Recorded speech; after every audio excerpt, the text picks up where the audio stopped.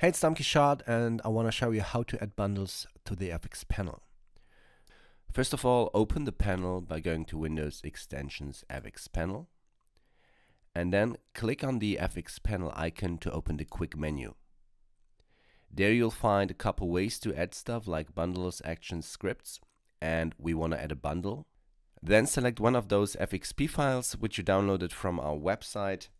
If you don't know how to do that, just simply go to our website, click on login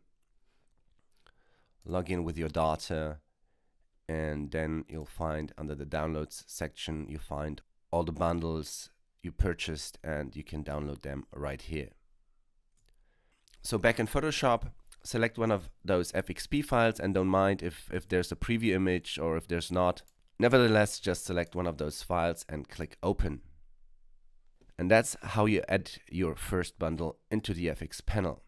You can also go to the panel settings and navigate to the Manage Presets section, and here you'll find an Add Bundle button. Click on the plus icon and again select one or multiple of those FXP files and press open.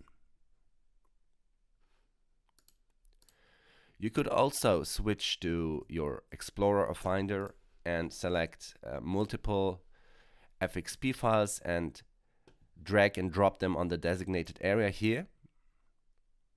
And it says, okay, those presets, those bundles already exist, that's fine.